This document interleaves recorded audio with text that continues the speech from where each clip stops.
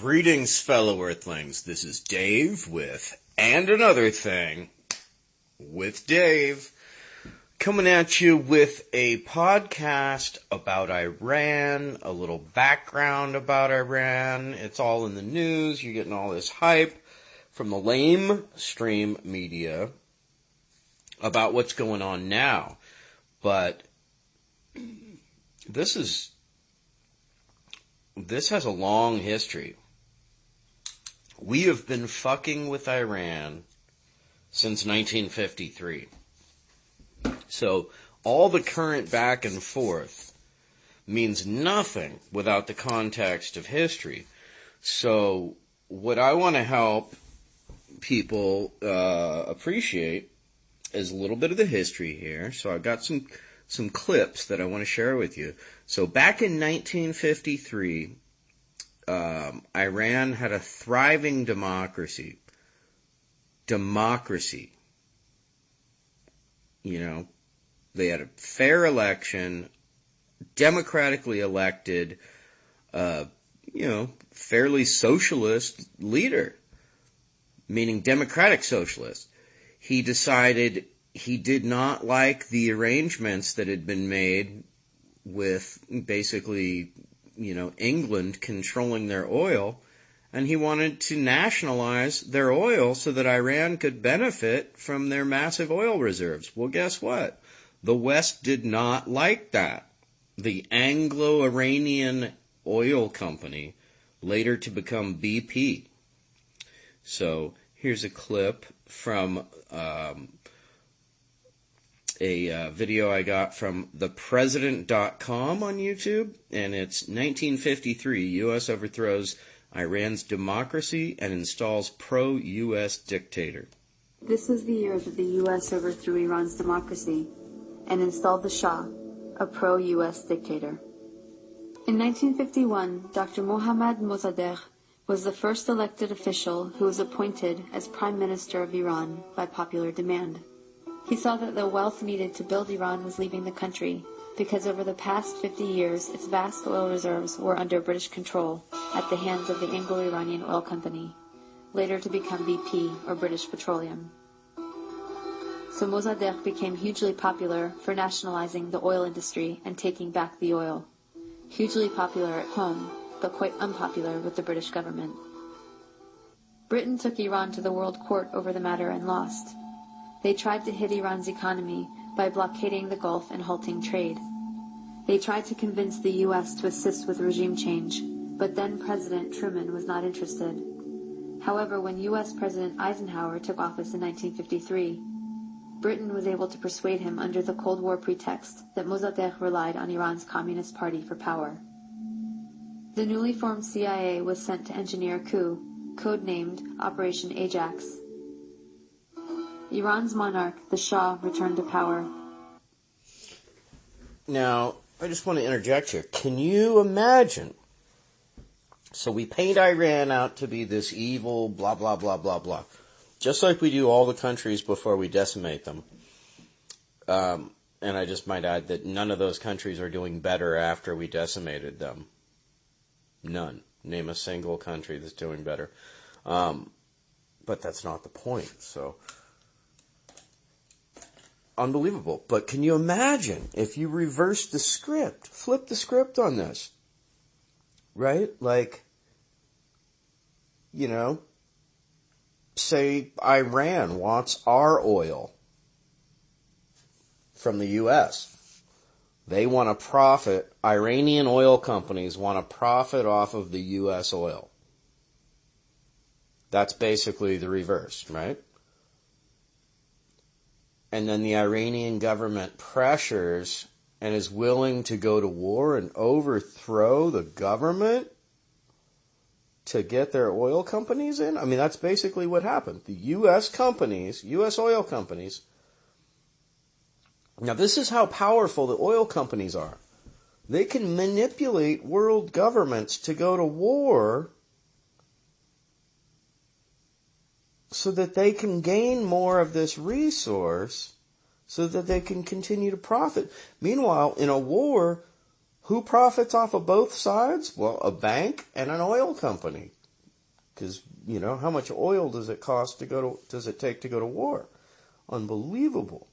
As a matter of fact, side note, without Mobil Oil and Prescott Bush of Mobil Oil, George Bush Sr.'s father, the Nazi war machine would have come to a screeching halt. But Mobil Oil was providing the Nazis with oil. So I just wanted to interject that, as you listen to this, imagine if it was reversed, that Iran was doing that to us. How would we react? How would we feel? So just hold on to that. He had previously been weakened by the new parliament, a short democratic experiment designed to limit his powers. After 1953, he returned fully backed by his power, and the oil was soon flowing under control of Britain, America, the Netherlands, and France. The Shah became increasingly arrogant, opulent, and autocratic over his 25-year rule. He instilled fear in the population with a secret police known as Savak, created by the American CIA and Israeli Mossad, that tortured and imprisoned those who dared to dissent. So, did you catch that? The CIA and the Mossad of Israel trained these secret police in Iran and taught them horrible tactics, terrorist tactics, basically. So the CIA and the Mossad trained Iran in how to be horrible. Are you catching this? So everything, it's that old adage. If you're pointing a finger at somebody, well, guess what? There's three fingers pointing back at you. Oh my God. Here we're claiming they're savages. Well, we trained them. He crushed all political opposition. Troops were sent to massacre demonstrators. He pushed a white revolution to modernize and westernize the country, giving women the right to vote and other reforms. But ultimately, he served the elites and created a huge economic gap for the poor masses. Powerful religious leaders saw that he was forcibly trying to rid Iran of Islam in a country. Created a huge economic gap. Does that sound familiar to what's going on in the U.S. right now at all? I don't know, a little bit. That was 90% Muslim. One of the Shah's leading critics, Ayatollah Ruhollah Khomeini, was arrested and imprisoned for 18 months. After his release in 1964, Khomeini was sent into exile for 14 years. From abroad, he continued his anti-U.S., anti-Shah campaign through sermons on cassette tapes that made their way back into Iran and circulated as people copied and shared them. By the end of the 1970s, things had gotten so bad that major protests and the violence that followed were becoming a regular occurrence. Let me just break this down. So the Ayatollah Khomeini, in response to the U.S. interference in their country, he developed anti-U.S. sentiment, and he became a rock star. We made him a rock star. By being douchebags, we made him a rock star, right? Otherwise, this guy would have been a total, sidelined extremist, right? But no. Now people are listening to this crazy fucking nutbag. Why? Because we keep fucking with them. We overthrew their government. So now, his whole fuck the West, fuck the U.S., fuck the imperialism, now that's resonating with people. Like, oh my God, history is everything. You gotta know the history. Otherwise, you just get duped by the nightly news. But no, this is, oh my God, we started this. So, let's continue. The Shah declared martial law and banned demonstrations. This resulted in a huge protest and a general strike that shut down the economy. Soon over 2 million people flooded a public square in Tehran, demanding to remove the Shah and for Khomeini to return, and that is exactly what happened. One important thing to note is that the CIA orchestrated the 1953 coup out of the very same American embassy in Tehran that was later the site of the hostage crisis, right after the Shah was overthrown by popular revolution in 1979. The students were convinced that once again, the U.S. had plans to overthrow their revolution. In fact, U.S. President Carter did send a NATO general to instigate a military coup, but it failed. Iran and the U.S. had an extradition treaty in force that obligated the Carter administration to return the Shah to Iran as an indicted criminal. The students had 4 demands. Return the Shah to Iran for trial. He had been accepted into America for medical treatment. Return the Shah's wealth to the Iranian people. A promise from the U.S. not to interfere in Iran's affairs in the future. And an apology and admission of guilt by the U.S. for its past actions in Iran. The apology never came, but 20 years later, Secretary of State Madeleine Albright did acknowledge the U.S. role in Mossadegh's overthrow. So Khomeini took power in 1979 and instituted a government under Islamic law. Within a year of the revolution, Saddam Hussein invaded Iran without provocation, seeking control of Iran's oil-rich Khuzestan region and key oil shipping waterways. So this is when we armed Iraq to go to war. We propped up Saddam Hussein. He was our puppet. And this is a pattern that has been repeated over and over again. We picked a fascist, oppressive, authoritarian puppet, arm them to the teeth, and then, what do you know, 20 years later, they become a problem. Oh, God. Imagine that. So, here we are arming Saddam Hussein. The weapons of mass destruction that George Bush was talking about, we knew that they had weapons of mass destruction. Why? Because we had the receipts for them. We sold them to them. Right? But we also knew that they had eliminated their stockpiles. They'd gotten rid of them because they did not want to go toe-to-toe with us. So, anyway, just a little side note. The resulting Iran-Iraq War from 1980 to 1988 was the longest and one of the most devastating conventional wars of the century. At least 500,000 Iranians were killed. This war further cemented resentment of the U.S. government, as they were playing both sides. On one hand, they were supporting Iraq, providing money, technology, and intelligence, including satellite photography, to help Iraqi bombing raids. The U.S. helped provide Saddam Hussein with weapons by giving him agricultural credits and pressuring Gulf states to give him billions in loans so he could buy weapons from Western Europe, China, and Russia. The U.S. Department of Commerce issued licenses to export materials for Iraq's weapons of mass destruction program. The U.S. continued its support even after learning that Iraq was using chemical weapons against Iran, not to mention against its own citizens, to stop an uprising of Kurdish separatists. But the imperialist tradition also called for maintaining regional balance of power, so the U.S. also armed Iran, not letting any one regional power get secure enough to dominate or to ally with its neighbors to challenge U.S. hegemony. In this case, it came in the form of the Iran-Contra scandal. Okay, now I gotta cut in here. This is the classic elite imperialist divide and conquer mentality brought into play. What do? You arm both sides because you want to go to war with both of them.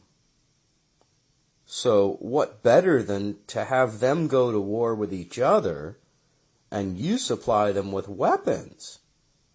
Help them kill each other. Then whichever one you're going to fight later has already been, diminished. Oh my God. Now we get into the Iran-Contra scandal. And I'm going to do a whole nother podcast on this because this is out of control. But the synopsis of the Iran-Contra scandal, the name doesn't break down what it is. Iran-Contra scandal. So what is it? Iran, okay, Congress illegally sold weapons to Iran so that they could fight against Iraq. Or, the CIA illegally sold weapons to Iran. Congress voted against that directly. So the CIA was busted, just full on. How did they get the money to buy the weapons? Oh, that's a whole nother thing. They were also funding this, rebel group opposing a democratically elected government in Nicaragua. So the rebel group was called the Contras. So the CIA was supporting the Contras and Iran. How were they going to do that? Congress voted no, we're not going to support this. These are two illegal wars. We're not involved. No. Zero support from the public. How did the CIA achieve this? Oh, they smuggled coke into the U.S. Yeah. So they smuggled plane loads, 3.1 tons per plane of cocaine into the U.S., into Mena, Arkansas. Enter Bill Clinton, was the governor of Arkansas at that time. So Bill Clinton and George Bush made an arrangement where they were going to do this covert operation, Arkansas being the most remote state in the country. Mena, Arkansas, the most remote airport in the country. So perfect, right? Barry Seals. You can look all these names up. I've got videos about this on my website, on my podcast on YouTube, and Another Thing with Dave on YouTube. You can check that out. Many videos about this on YouTube. Drugs, Mena, Arkansas. Anyway, Clinton was working with Bush, who was working with the CIA. So they were smuggling coke in from South America, working with Manuel Noriega through Panama. We would stop and refuel at his airstrips. That's why we lit up Panama, killed 20,000 peasants to get Manuel Noriega, and then locked him up. I think he's in Guantanamo. He'll never see the light of day. You'll never hear him testify. Why? Because he was the airstrip that, the coke planes and gun planes refueled at. So on the way up from South America, they were full of cocaine, Central and South America, full of cocaine. They would land in Mena, Arkansas, and then enter Freeway Ricky Ross and the creation of crack cocaine. So you can credit George Bush Sr. and Bill Clinton with the crack epidemic, because these neocon bastards who think they have their version of the way the world should be is the way it should be. So they're willing to do anything. Smuggling drugs, shutting down our nationwide defense system to fly plane loads of cocaine into the country. So putting us at terrorist risk for their greedy-ass plan. So either they're profiting from it personally, or they just have this God complex where they think they know the way the world should be. Either way, fuck these people. So that's who we're dealing with here. So that's the Iran-Contra scandal. And they got outed. They were busted. Oliver North, a general, testified. Didn't do any time. I was just following orders. They raided a warehouse in south central Los Angeles that had 22 tons of cocaine in it, and it was being guarded by military MPs. So our tax dollars at work guarding a warehouse full of 22 tons of coke in the middle of the peak of the crack epidemic. That's your government. Anyway, that's Iran-Contra scandal.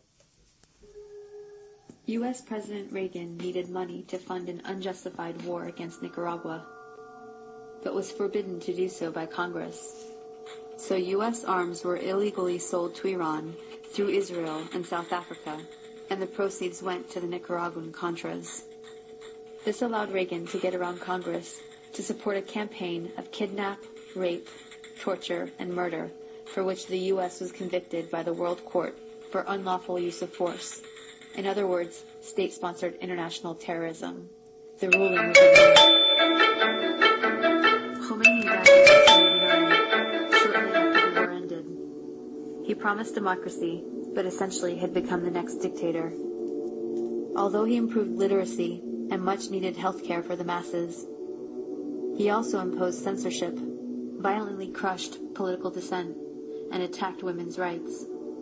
Instead of the Savak, the people now had the Revolutionary Guard to fear. Since then, Iran has been an oppressive theocracy. Khomeini was replaced by Khamenei, who remains supreme leader to this day. As a test of fairness, we might imagine that Iran invaded and occupied Canada and Mexico, and had aircraft carriers sitting in the Caribbean. Imagine then if Iran had the power to label the U.S. the axis of evil and cut us off from the rest of the world, and then threaten to attack us if we didn't stop generating nuclear power. What if Iran had overthrown the U.S. government 50 years ago and installed a dictator friendly to Iranian interests, who kept it in power for 25 years? At that point, imagine that Christian fundamentalists, who currently represent about a third of the U.S., took power and began ruling under church law, followed by an unprovoked invasion by Canada, supported by Iran and ignored by the UN, in which it nearly destroyed the U.S. Would it be possible to imagine Iran as liberators? Would Iran be justified in attacking if the U.S. government helped Christian fundamentalists in Canada to take up resistance? Would it be justified to hate and fear all Christians because of the ones that took and abused power in this context? This is not about good guys and bad guys. Both the American and Iranian governments are working against the interests of the people. But the deadly game of chicken was begun by the U.S., and the U.S. has the power to end. So you get it. You get it. Like, this was orchestrated by the CIA to just stir up shit. And, people say, well, why would we want to, what's the goal? What's the goal? Why would we do that? Well, we wouldn't, because we're sane people. But the psychopaths that are the deep state, the CIA, the NSA, yada, yada, yada, they want to create anarchy so that they can then justify sending troops over there to quell the anarchy.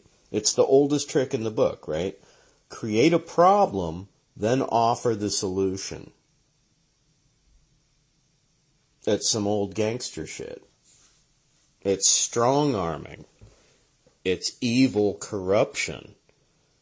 And we're doing it on a level that the world has never seen.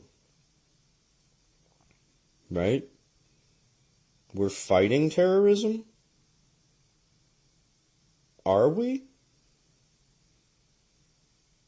Are we handing out like school books and Bibles? No. The number two product of the United States is weapons sales.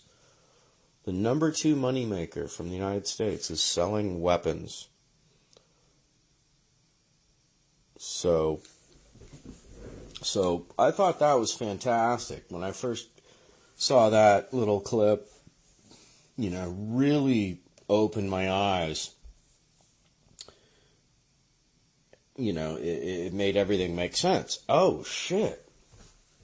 No wonder they have an authoritarian government. We overthrew their government. And so they as the pendulum swings one way, it'll swing equally back the other way. So they were a democracy.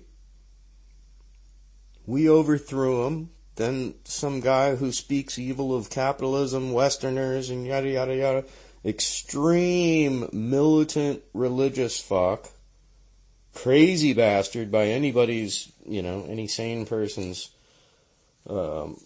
assessment, takes power, but in direct response to them just having gone through this horrible atrocity.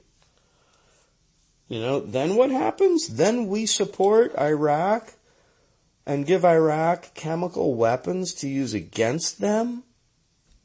And I read an article that 1 million people suffered from the in Iran. 1 million people suffered from the consequences of chemical weapons being used. Here's a clip from Jimmy Dore. Got this guy, Michael Morrell. He's a former acting director of the CIA. So, total piece of shit. Professional lying piece of shit. But here he is. Here's Jimmy Dore outing him. And this is pretty interesting. Taking responsibility. That's the overt war. Hopefully that can de-escalate now. But that doesn't mean the covert war is over. In fact, I think there's... So the overt, he's saying he thinks it's over, 1-1. The overt war, the one out in the open, is over. We hit them, they hit us back. But he's saying there's still another covert. Now this is what we talked about. Even if we come to peace with Iran, the way that the Trump administration did this attack was to not only piss off people inside of Iran, but Shia Muslims all over the Shia Muslim world. So even though you can make a deal and have peace with Iran proper, there's going to be Shias all over the region who aren't going to be in that deal, who still want to strike back at the United States, because Soleimani was seen as a hero of theirs for saving them from the ravages of ISIS, saving Iran and other places from stuff like happened in Syria and happened in Libya, fighting against. So so now he's going to talk about that. There are two things we need to think about here. One is still down the road at some point an assassination of a senior U.S. official somewhere in the world. It could be months from now. To get revenge. And then two... Now imagine that. Imagine they take out one of our generals anywhere. Who knows? In Iraq or in Syria, in Libya, or any of the other 80,000 countries where we have... So that's exactly what I'm talking about. We, the deep state, the CIA, is intentionally creating chaos so that we can then justify engaging to quell the chaos. So it's extremists within our own government and Israel that are really pushing this.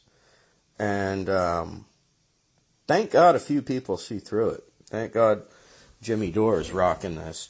And but I want to give you a little more historical context. So I've got some clips here for you. We'll come back to Jimmy Dore because I love Jimmy Dore. So here is a clip with Garland Nixon. This is Lee Camp on Redacted Tonight on RT. It's funny that you get some of the best news about what's really going on in the U.S. on RT, Russia Today. Maybe they just figured, we can help them self-implode. Let's just fund like a real news program and show what's actually going on and how their country is eating itself. Wow. If that's their logic, it was pretty brilliant. Anyway, this is Lee Camp from Redacted Tonight, talking about the deep state and the ruling elite. So, sorry about that little glitch there. My phone was telling me that it had stopped recording, but I think we're all good. So Garland Nixon just nailed it right there. I'm going to have to go take a listen to him on the fault line. That's on FM radio, I believe. Wow! Did he just call it or what? So the president isn't controlling this because it's been consistent policy through 3 presidents now. And what is it? It's the deep state run by the elite of the world, and, you know, and that intersects with the oil industries of the world, seizing control of the areas that harbor the most resources. So, you know, if you think I'm sounding a little bit paranoid there, let's listen to Eisenhower here talking about, this is from the National Archives, talking about the threat of the military-industrial complex. I come to you with a message of leave-taking and farewell. This speech did not get very much attention. When a new president is coming to power, as John Kennedy was, the spotlight was not on Dwight Eisenhower. We have been compelled to create a permanent armaments industry of vast proportions. There was a feeling at the time that this must have been written by some speechwriter who just sneaked into the speech. In the councils of government, we must guard against the acquisition of unwarranted influence, whether sought or unsought, by the military-industrial complex. 3 months ago, we got contacted by a family up in Minnesota saying that we have documents from Malcolm Moose. He was responsible in part for drafting the military-industrial complex speech. These new papers give us written evidence that this was not just some caprice of Eisenhower's or something by some speechwriter. You see the evolution of the speech from May 1959 to 1961. He wanted to give this speech for a long time, 2 years. Our military organization today bears little relation to that known of any of my predecessors in peacetime, or indeed by the fighting men of World War II or Korea.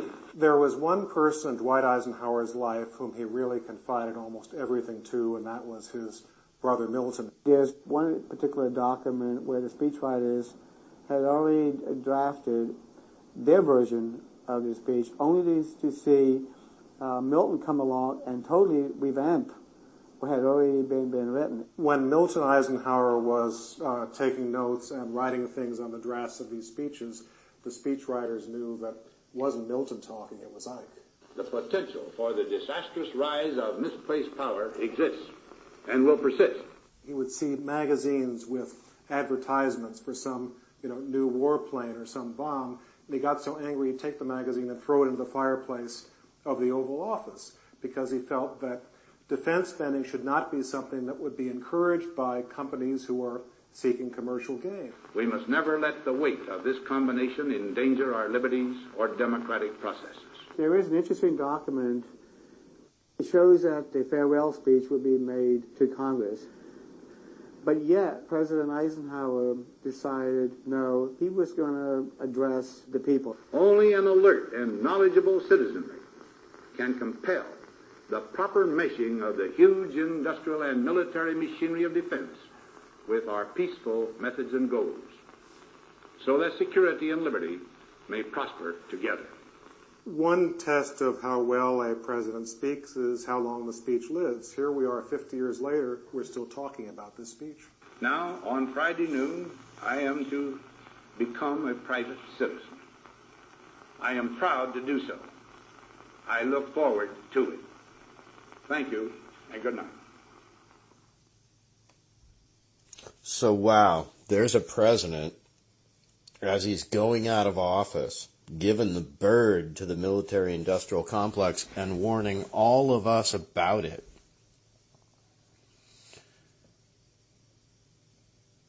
Right? Then I want to play a couple things for you here. So here's General Wesley Clark. I think he was like a 4-star general.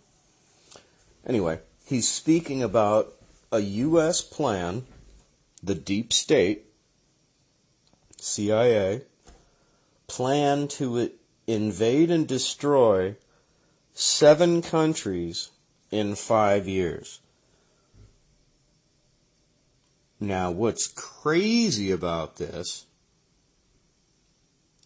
is that we have fucked up all those countries except for Iran. So, check this out. This is General Wesley Clark with Amy Goodman on Democracy Now! I interviewed General Clark on Tuesday at the 92nd Street Y in New York. Now let's talk about Iran. You have a whole website devoted to stopping war. www.stopiranwar.com.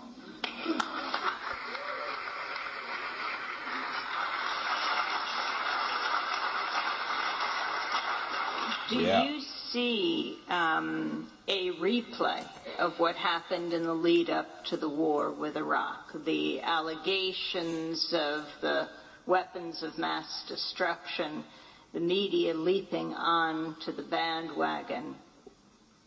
Well, in a way, but history doesn't repeat itself exactly twice. What I did warn about when I testified in front of Congress in 2002, I said, if you want to worry about a state, it shouldn't be Iraq, it should be Iran. But this government, our administration, wanted to worry about Iraq, not Iran. I knew why, because I'd been through the Pentagon right after 9/11. About 10 days after 9/11, I went through the Pentagon and I saw Secretary Rumsfeld and Deputy Secretary Wolfowitz. I went downstairs just to say hello to some of the people on the Joint Staff who used to work for me. And one of the generals called me and he said, "Sir, you got to come in. You got to come in and talk to me a second." I said, "Well, you're too busy." He said, "No." He says, "We've made the decision. We're going to war with Iraq." This was on or about the 20th of September. I said, "We're going to war with Iraq. Why?" He said, "I don't know." Why the fuck are those people laughing? That's crazy. Why are those people laughing? I said, "Well, did they find some information connecting Saddam to Al-Qaeda?" He said, No. He says, "There's nothing new that way. They just made the decision to go to war with..." I gotta stop that. That's disgusting. Why are we going to war with Iraq? I don't know. And people in the audience laugh? What's funny about that?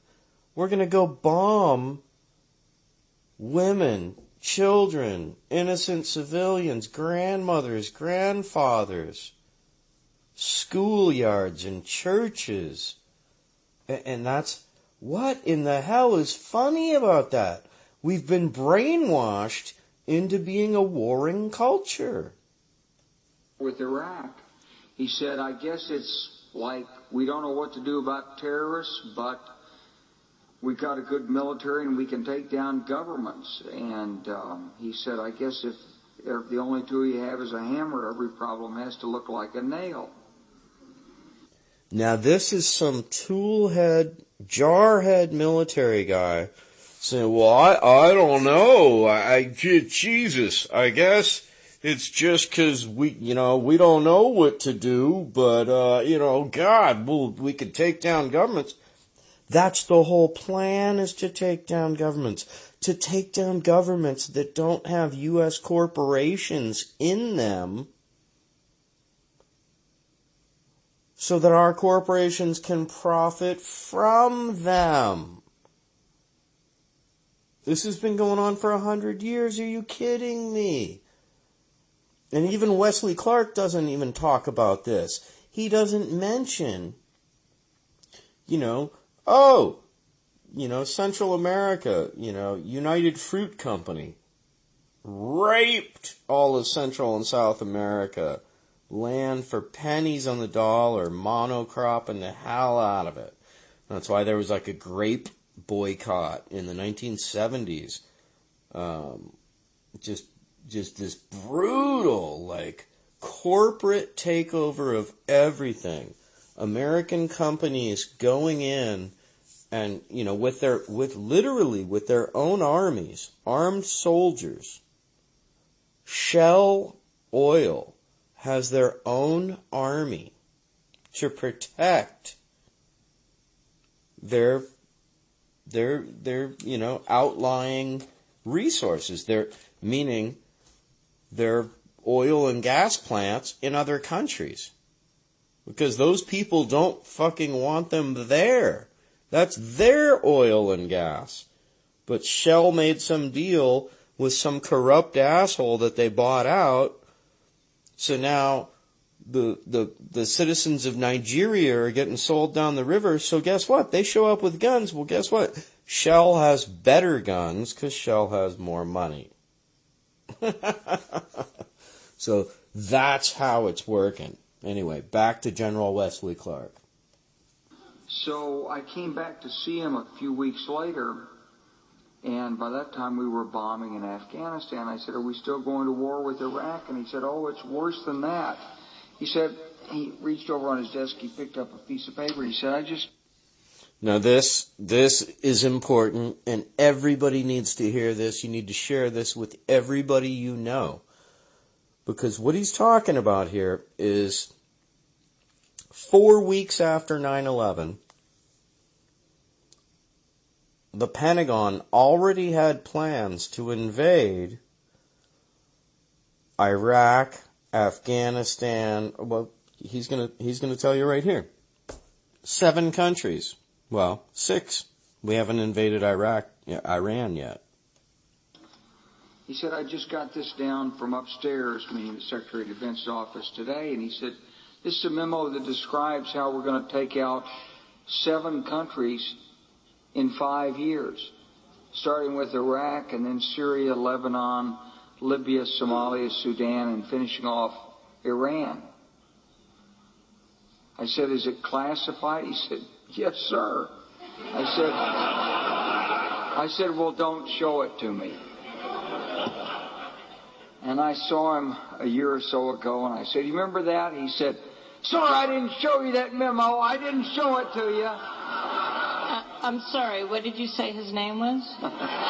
Amy Goodman, digging for it. I'm not going to give you his name. So go through the countries Bastard, again. give his name up. Well, starting with Iraq, then Out Syria him. and Lebanon, then Libya, then Somalia and Sudan, and then back to Iran. And the administration has stubbornly refused to talk with.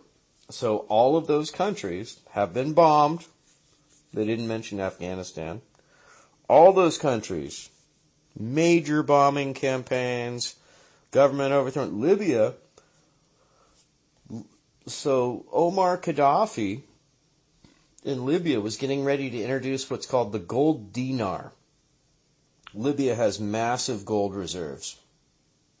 They were going to only trade oil in gold.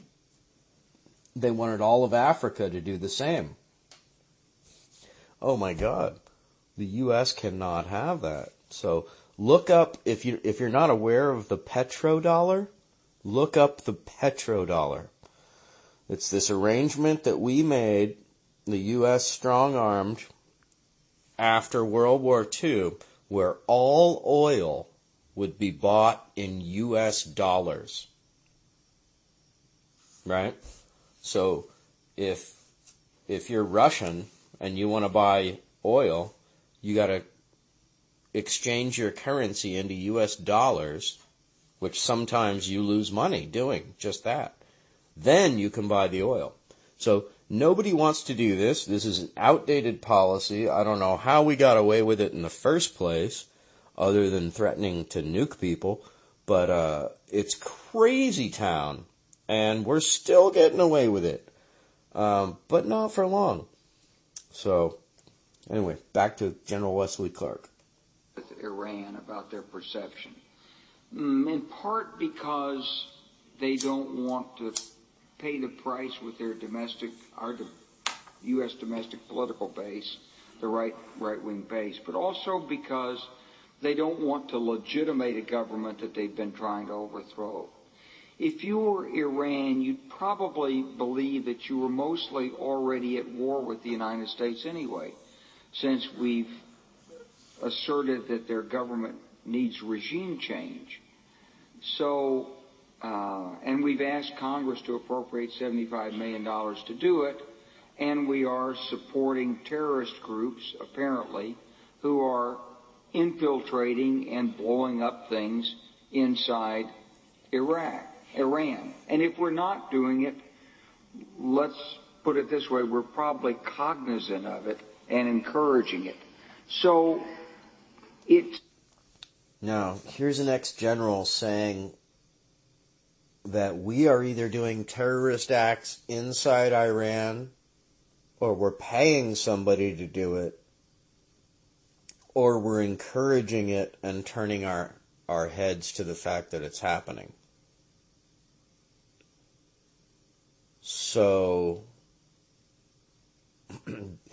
that, unbelievable, man. Unbelievable. So,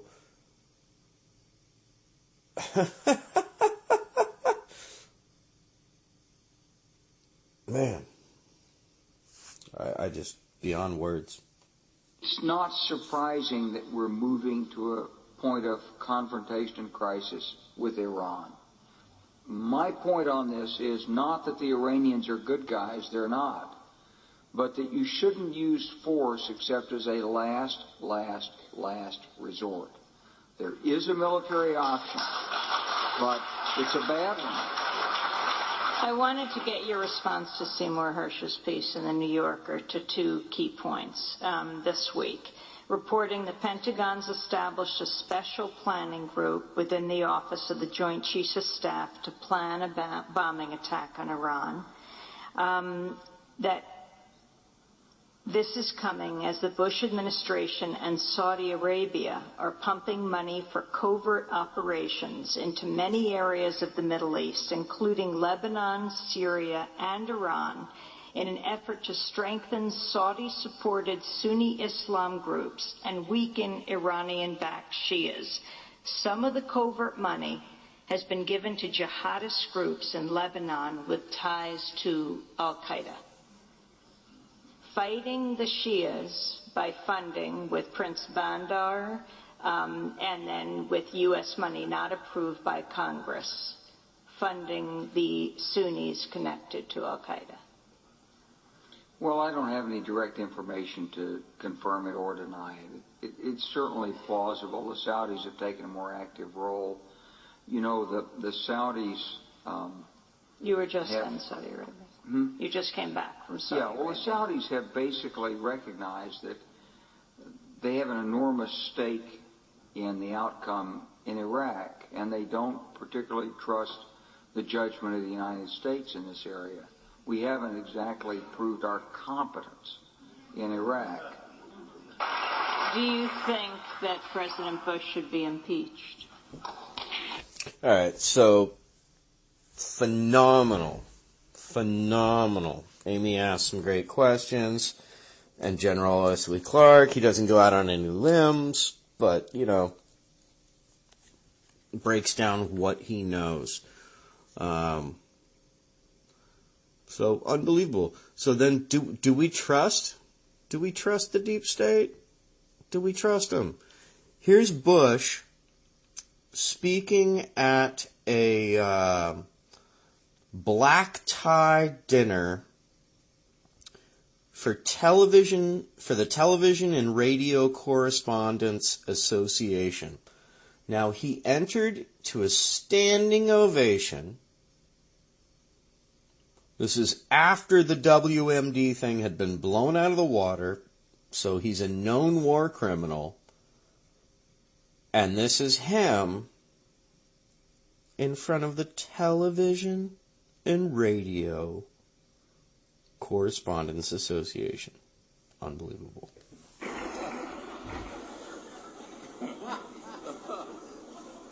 Those weapons of mass destruction got to be somewhere.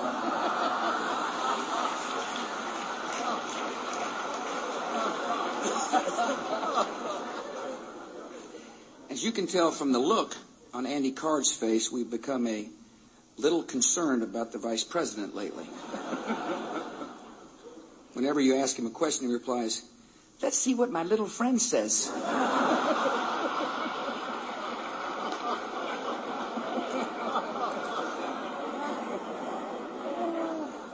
But we get along well. Here I am saying, "Dick, if the Hunan Palace doesn't get lunch here in 4 minutes, we're going out." Nope, no weapons over there.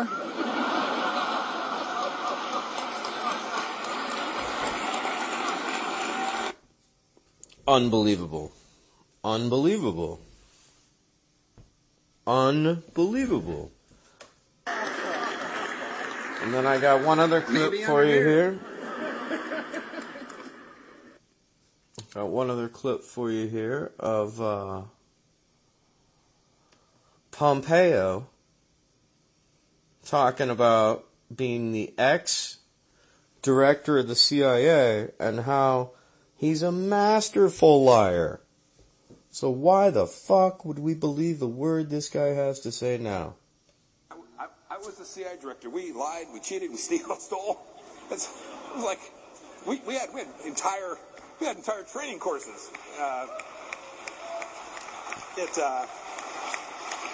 It reminds you of the. Let's hear that again. I was the CIA director. We lied, we cheated, we stole. It was like we had entire training courses.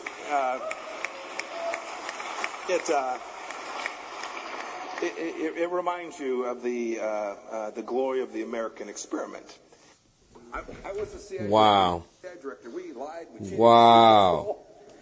So there he is speaking to, I think that was Texas A&M, about how I was the ex-director of the CIA. We lied, we cheat, we steal. We taught entire training courses on it. So, but now we're supposed to believe this guy for some reason? For what reason? Unbelievable. You know, and so now you got Pompeo, all these asshats, John Bolton, Elliot Abrams, talking about why we need to do this. Unbelievable. You know, Elliot Abrams is a war criminal. John Bolton's a war criminal from their participation in, you know, covert operations in Central America during the Reagan era, Bush era. And those guys are the deep state. You know, these people are not elected, but they're setting policy. And not only are they setting policy, they're, you know, this is the New World Order. So, I mean, let's hear this again. This is unbelievable. Here he is saying it himself. Like, we had entire training courses. What? I was the CIA director. We lied, we cheated, we stole. It was like we had entire training courses. Sure you did. You did. You're a master of deception, an assassination. Unbelievable. So,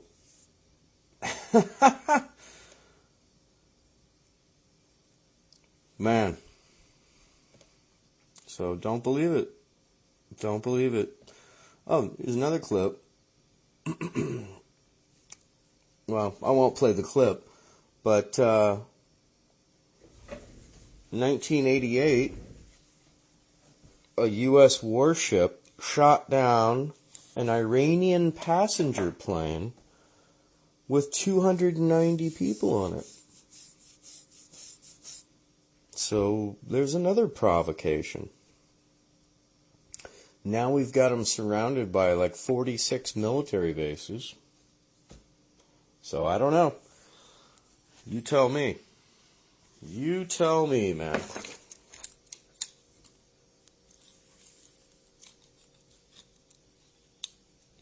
This has been Dave with And Another Thing with Dave. Peace out.